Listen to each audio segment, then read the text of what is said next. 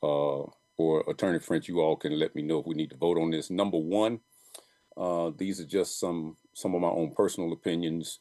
We should not use attorneys that any of us have a previous or a present personal or business relationship with or friendships with, because we do not want the appearance of any type of conflict of interest in the work that we're trying to do.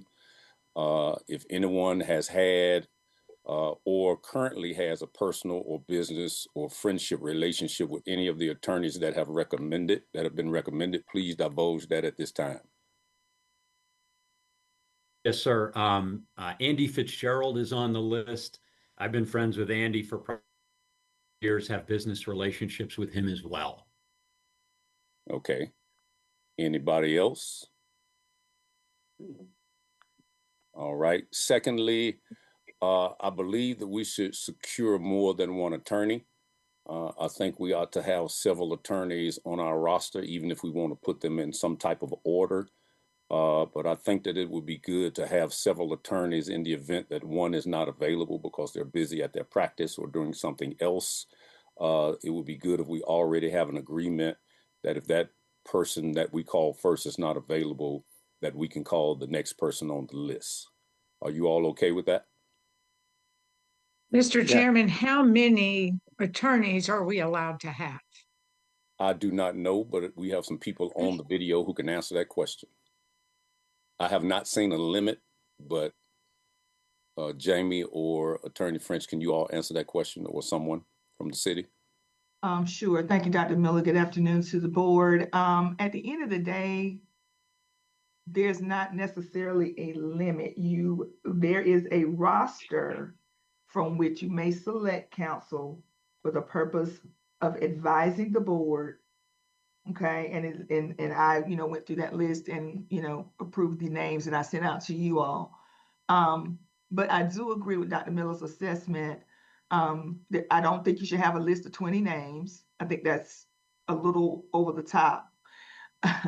I do think that you should have a roster as outlined by the statute, because it gives you some flexibility, in particular with respect to when you may need to have a hearing scheduled based on your availability and that sort of thing. And that may not always line up with one particular person's availability in that regard. So I do still think it should not be a long list, but there should be a list, a roster of folks, qualified folks from you all to choose from. I sent 4 names, I believe, over. I had another recommendation, well, 5 names, 4 names, 5 names, 4 names. I can't remember. It's been a while. I've had several sleeps. And so those names have been submitted for you all to review. We tried to send you information about each. And so at this point, it's just a matter of what you want your roster to look like. I would recommend somewhere between 3 to 4 folks. How do you all feel about 3? I would, okay? Go ahead. I think when Ms. French sent those over, her recommendation was to keep all the attorneys that were there presented on the list. And because there was just 4 to 5, I think 5 listed, I think we should keep all 5 because they are working attorneys and their schedules may not line up with ours. So I'm of the mindset that we keep all of them and then choose one to be our point attorney. Okay. I'm looking at it now. I see 4. Let me ask you a question. Based upon what I said previously, do we want to keep Andy Fitzgerald or not? Brett has divulged that he has a long-standing relationship with Fitzgerald. Fitzgerald is actually my recommendation. He's just happens to be, but we still got attorney. But what's that?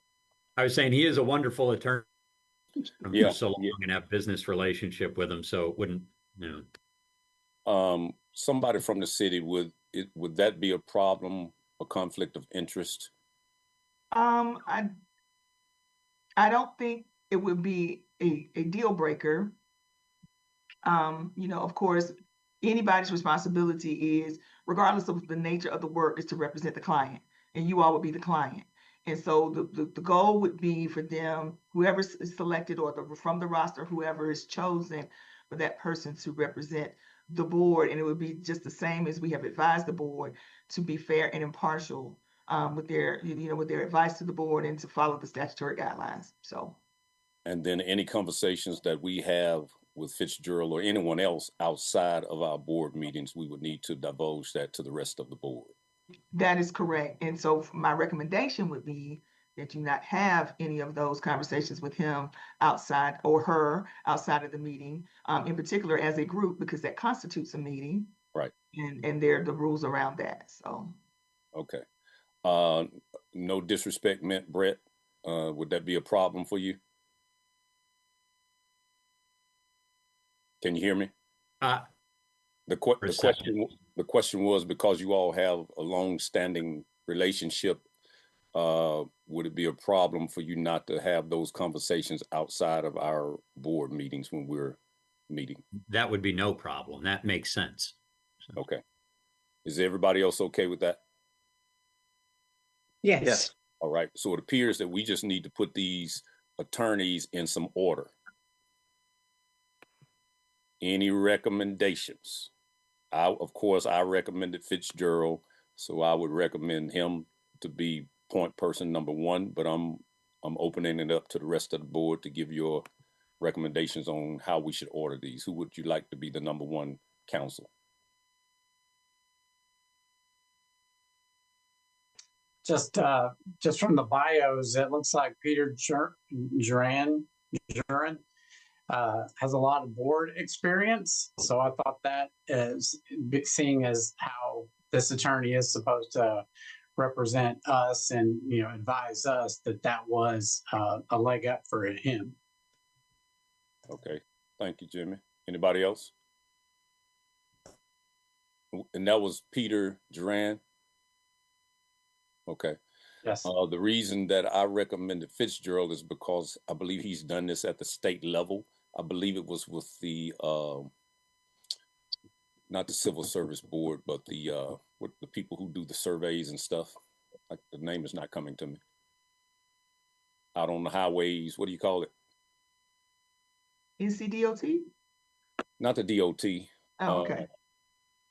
But it's a state board that he was an advisor for the state board, and the name escapes me right now what they call it. Civil service. It wasn't civil service. It's civil engineers or civil something. But he was their attorney at the state level, so I thought he would be good. So we have Duran and Fitzgerald. Any other recommendations? If not, we'll choose between those two as our the first counsel person that we call, first attorney that we call. And just FYI, I put a price range on there for you. I did speak, we did get costs from each attorney. I think Mr. Duran is on the higher end at $400 an hour. I will go back and check that. Jamie checked my statement. And then I think Mr. Fitzgerald came in at $300. And what about Ashley? And I can't pronounce that last name. Froschel. Froschel. That's her last name, Froschel. What did she come in at? I think she was 3 as well. Okay. So what's our budget again? Because we also have to be mindful, y'all. We don't know how many cases we're going to hear. I think we already have 2 incoming. Is that correct? And we know of at least 1 that is for sure pending. Okay. The budget that has been set aside for the board is $50,000 for this fiscal year. And of course, we would ask for that to be re-upped in this next budget cycle. We're in budget season now, actually. And so for 26-27, we would ask for that to be reallocated. I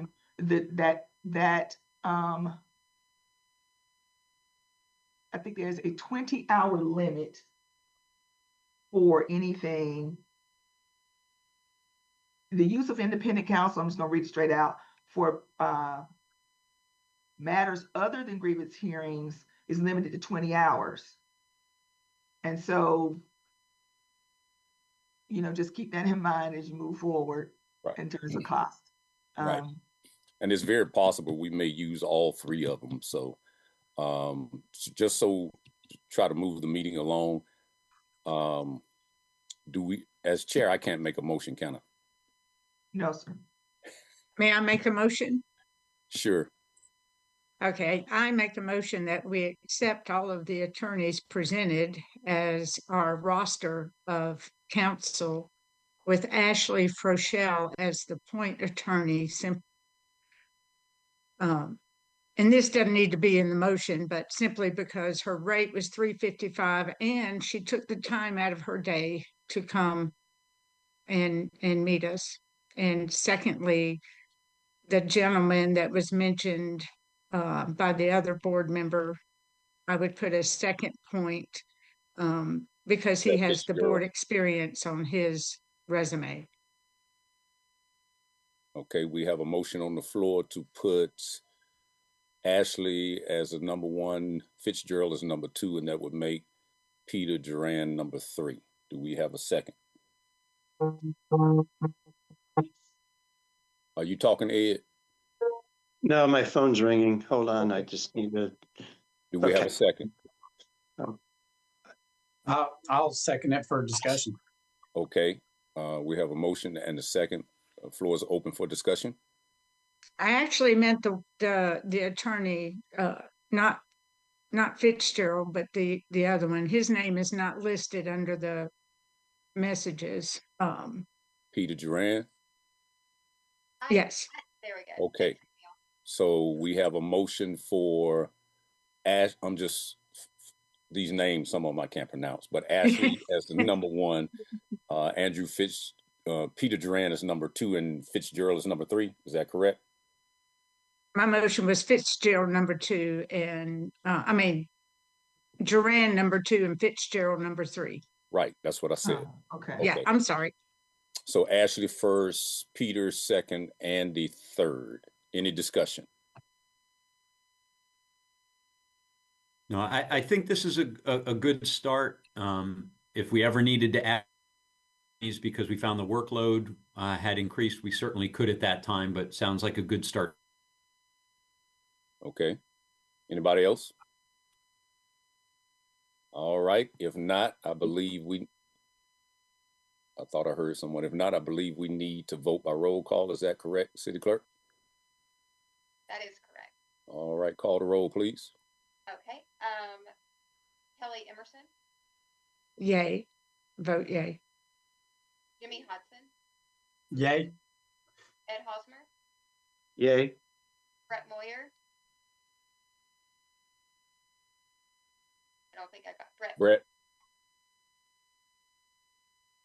Is he freezing? He is freezing. Yeah. I think he's saying yes, though. He's indicating a thumbs up. And Dr. So we can take that for the record. Yeah. And Dr. Miller. Oh, let me think about it. I'm just kidding. Yay. All right. Motion has been approved. What do we need to do moving forward as far as who will communicate with the attorneys to let them know that we are asking to secure them and explaining to them, that we have a roster and they'll be picked from among the roster? Who will do that? Is that you, Attorney French? Yes, I'll copy you on that communication, Dr. Miller, as the chair. And then we will need to just get a letter of representation. So I think the most prudent thing to do would be, once you all set a date for the first hearing, we'll see if Miss Ashley is available. And if she is available, then we will do a contractual obligation letter with her for retaining her for that particular matter. I think it probably would be prudent to do one until we can figure out if this is the way you all want to go. I think it would be prudent for us to do some type of agreement per case. If you all would like to have someone on retainer, though, that's a different conversation, I think, in terms of, for long-term matters as you kind of move through this process. But at least for now, that's what we will do. Okay. So we will contract with Ashley, and then if we need someone else, then we will move to that person and contract with them. Yes. And then my assumption is we can kind of feel this out, you all, as we're moving through this process. And if we determine that we just need to go ahead and put someone on retainer or do something different, we do have the option, the authority to do that, right? Yes. Yeah. Absolutely. Okay. Did I see a hand, Brett? Yes, I just wanted to, so the ranking and the hearings, are we, I believe we're scheduled for January 7th. Is that our next meeting?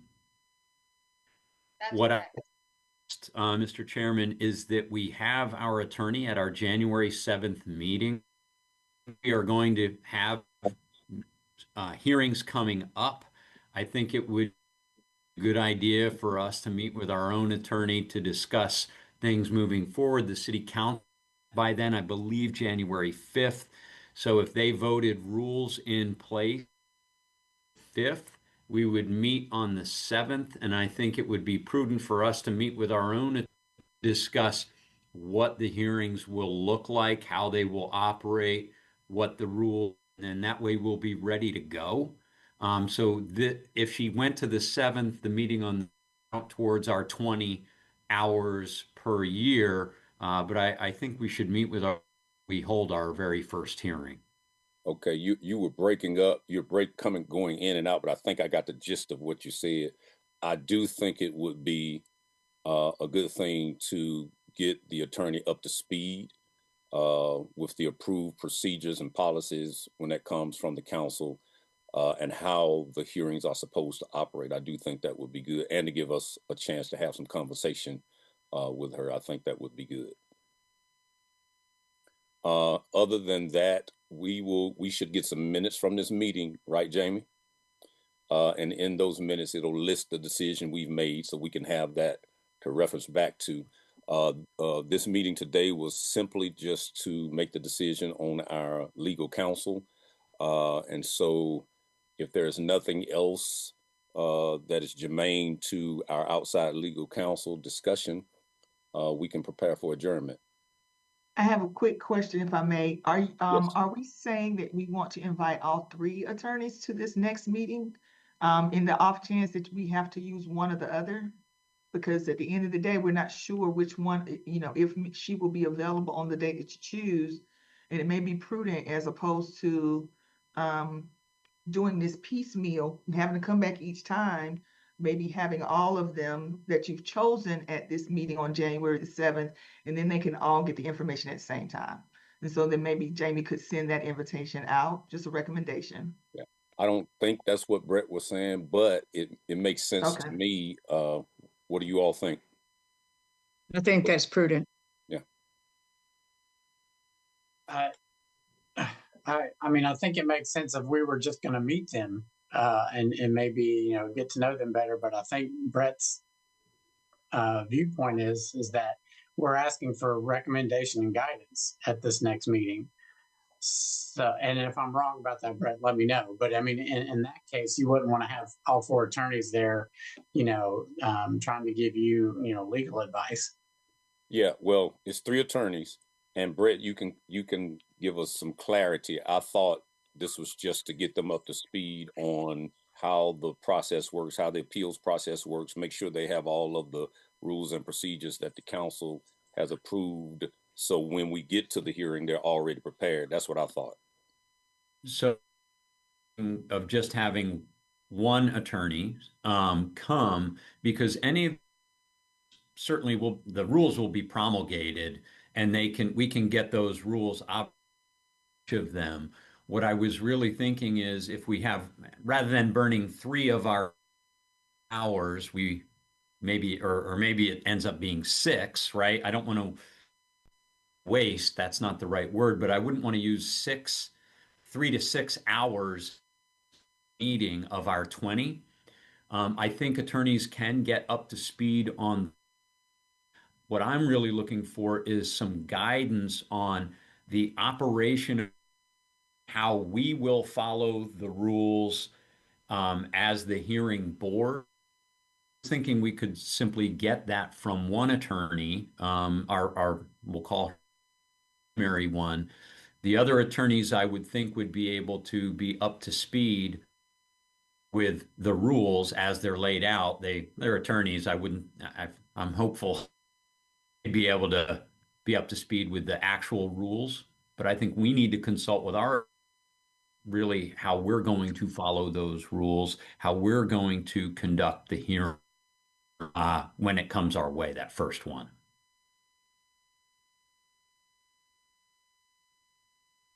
I'm just thinking because what I'm hearing is that we could possibly have 3 different approaches to 3 different hearings if we have 3 different attorneys. Right, and I'm trying to be of our 20-hour budget. Trying to be cognizant of the 20-hour. I think it's best to use 1 to 2 hours as opposed to 3 to 6, because they would be 3 lawyers there. We're spending in a 1-hour meeting, we're hours of our 20. That's a big chunk for one meeting. Yeah, but if we have to do the same thing for the next 2 when we use them, we're using the hours anyhow, right? That would be so, yes, but do we need? I'm looking for us to receive advice as board members for our with the new set of rules and how we're going to conform to those rules. I think that we would select would be able to operate within the framework of they had read them in advance or been meeting. I'm not opposed to having the 3 attorneys there, but that does to burn up a lot of our 20 hours of time in 1 year. So what you're saying is we're expecting the attorneys that we would just share the information with them and they will get up to speed that way. You want this person to come to this meeting in preparation for the first hearing. Did you say yes? Nothing came out. Yes. Okay. Do we need maybe we need to go ahead and somebody have a motion?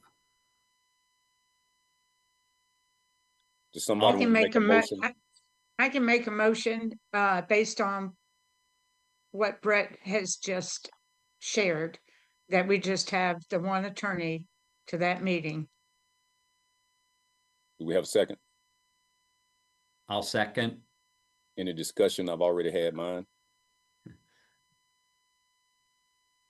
No discussion. Roll call, Jamie.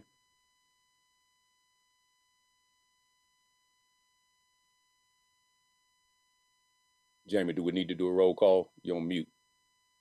Thank you. Sorry, I thought that was Kelly Emerson. Yay. Jimmy Hodson. Yay. Ed Hosmer. Yay. Brett Moyer. Yay. And Dr. Miller. Yay. All right. Motion passed. Anything else germane to our discussion on legal counsel? All right. If not, can I get a motion to adjourn? So moved. Do we have a second? Second. We need to do a roll call for adjournment. We will just say we did. Kelly. Yay. All right. Hodson. Yay. Ed Yay. Hosmer, Yay. Brett Moyer. Yay. And Dr. Miller. Yay. Thank All you right. all. Thank you. You all have a good holiday and we will talk soon. You too. Merry Thank you. Christmas. Thank right. you.